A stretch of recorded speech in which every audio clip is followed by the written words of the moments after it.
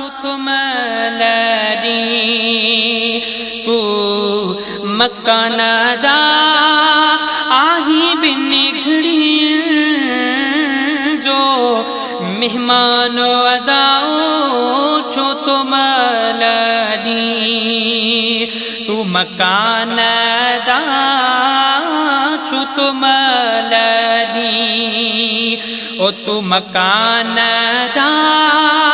आही बिन घड़ी जो मेहमान अदाओ छो तो मलरी ओ समझो गाली मुझी कुछो स्याणो थी लाग्या थी दोस्त पुछणो थी जोड़िए गीते ने सामान अदाओ छो थो महलरी ओ तू मकान दा छो तो मलरी तू मकान दा आही बिन घड़ी जो मेहमान अदाओ छो थो महलरी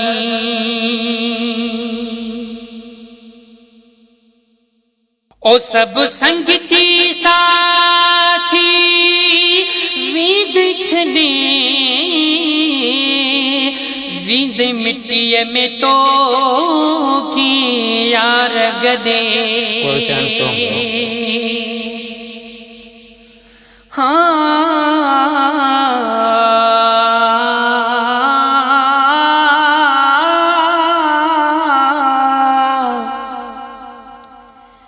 वडा वण वणकार जा हो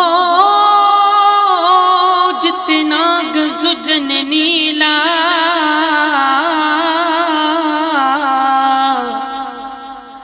उते अब्दुल लतीफ चे कया है किलन हीला ओ जिते कुड़म न कबीला उते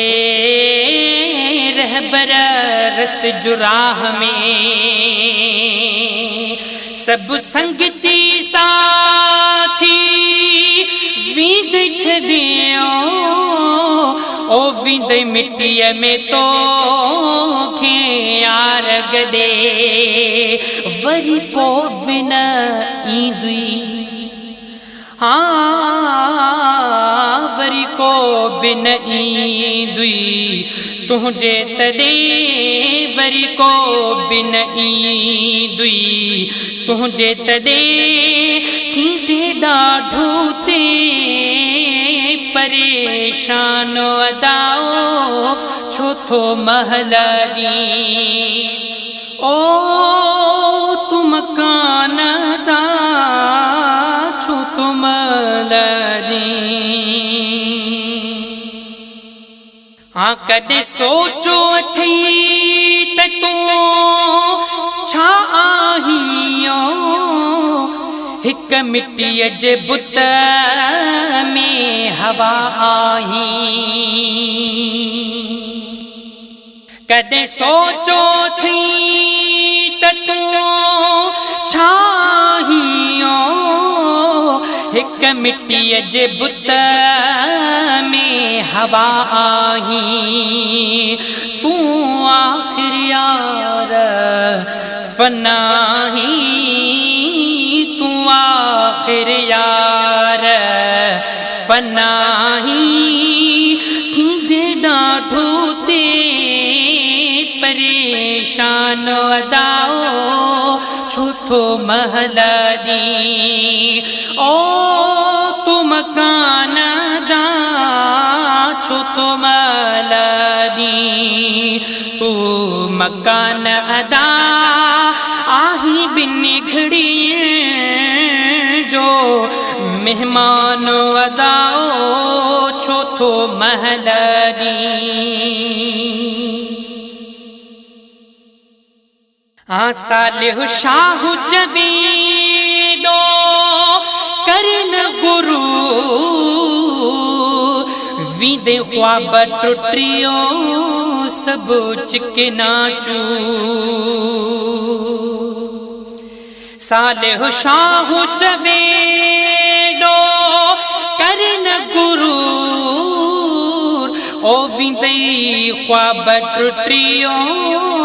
सब चिके नाचू सौ साल जिए दुई मौत जरूर 100 साल जिए दुई मौत जरूर पवंदी छेड़ो ताखिर जहानो अदाओ चौथो महलनी ओ तू मकान दा चौथो महलनी तू मकान दा